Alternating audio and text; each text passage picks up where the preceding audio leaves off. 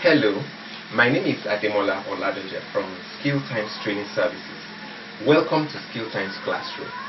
In today's blog post, I want to share with you on how you can get employed in your dream company or dream organization in the next 90 days. The concept I'm going to explain in this blog post could be controversial, and some people can even believe that it's impossible, or they can't do it. But just try it and see if it works. After all, you have nothing to lose. It is for free. I'm not collecting any, I'm not trying to sell anything through this blog post. I'm just trying to bring out my opinion for people to make use of it and see how it works. Now, this is it. How can you get employed in your dream organization or dream company in the next 90 days? This is the strategy. The first thing you need to do is to reboot your brain. You have to reboot your brain. What do I mean by that? What I mean is that the way we have been programmed from childhood to be in child mode, in quotes.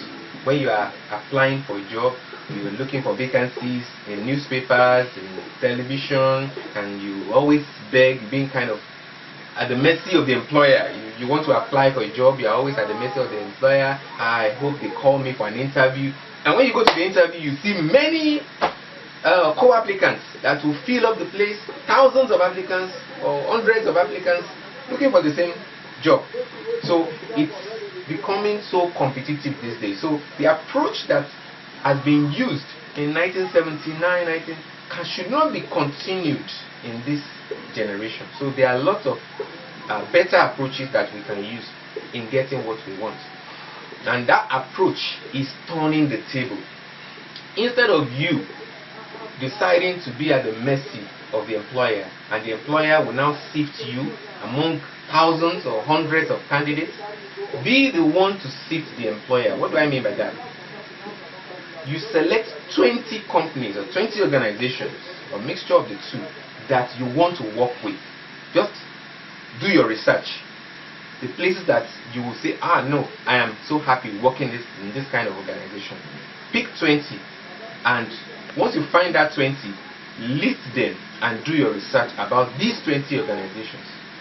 And you are the one that will sift them. You are the one that selects the people you want to work with. Not that anything that comes, just go ahead and take it. No, be selective, be choosy when it comes to getting an employer. So that's the first stage. You reboot your brain. You are not at the mercy of the employer. You have something to offer the employer. So you are putting yourself in the position of something that has, you are putting yourself in the position of someone that has something special to offer the employer. So the employer needs you more than you need the employer. Let's think in that direction. That's the first step you need to take. Now the second step you need to take is you are going to do deep research concerning each organization that you want to send. I don't even want to call this application. I want to call it a submission. So before you submit your documents to these companies, you are going to do a lot of research about them. What is the strength of this company? What are their weaknesses? What are things that they can do to increase their profits and reduce their expenses? What are the things that feedback that customers are giving about them? Or what are the things they are doing wrong and they don't even realize it? But you have found out that loophole. So you're going to do your research and present all this information like a proposal. You present it like a proposal. In fact, you can even go high-tech by doing a video recording of yourself explaining the concept that you want to offer the company, which could be played in front of the board of directors of the company, and they all listen to you, even if you are not there.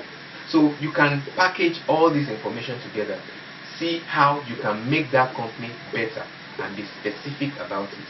Do you know that this is the same strategy that Joseph in the Bible used, and he became the prime minister of Egypt?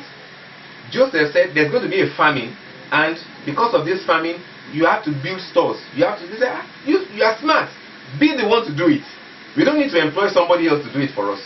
Be the one to do it. So use the same concept and use it in establishing the fact that you are capable of delivering results. That's the first step that you are going to, the second step that you are going to take in this process. So the next step is the third step, step 3, and that's how you send the information to your employer. Now, when you are sending this information, okay, you are sending this to your potential employer. You are sending this concept note not to one company.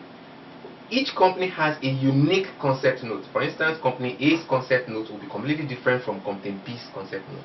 You have ideas for each of these 20 companies that you have selected that you want to work with. So, the next thing is to package that concept and staple it. It must have a cover page. You staple it. You staple a note on top of the cover page. And mind you, don't deliver this in person. If you deliver it in person, you have negated the purpose of the whole thing. You have to deliver it through a courier service, something like UPS, DHL, something like that. That's what you use to deliver the package, because that is what will make them treat it with urgency and with importance. So that's how you deliver the package. Now you are going to put a card on the title page. You are stapling that card on the title page, and you are going to put the second card inside the envelope, which will be hanging loose. Now, I know what I'm going to say now. It will sound ridiculous to a lot of people, but just hang on and listen to what I'm about to tell you. Now, on that card, before you submit it through DHL or EMS or whatever courier service that you want to use, this is what you write on the card. I'll read it out for you. Should you choose to implement the ideas, services, and concepts which I have described in this submission, I am willing to work with, then you put company name there, without pay for 3 months. If by the end of 3 months you found me ineffective and unable to deliver results, the company is given the liberty to relieve me of my duties without any risk or liability. If, however, you found my work to be effective and it will be an honor to work with your company, then I would love to be a permanent worker. I want to be a permanent staff with a salary scale of, you say, the desired salary you want to be collecting, and I want to work in as a position. You put the designation, whatever designation you want, you put the name of the designation there. Then that's all. Thank you for your consideration. If you want to see the details of that note, it is in the blog post. In fact, I recommend that you both read the blog posts. You both read the blog post and watch the video, because that's how you can get the best out of this information. So the next thing that I want to tell you is that once you complete this application and you submit it, you have done your best. If you are a Christian, Muslim, whoever you are, pray on it. At least there's a principle called the Pareto principle. The Pareto principle tells you that at least 20% response should happen. But with this kind of thing, who does this kind of thing? Nobody will want to do things like this. So it's just the few that has the heart to do this kind of this idea I just gave you. So because of that, just a few will attempt it. Because it's a few that will attempt it, it's a good thing on your side. You don't have much of competition. Let others continue begging to apply, looking for vacancy in the newspaper. You try this approach. You discover that it's going to work. Now there's something I want to also tell you before we end the blog post.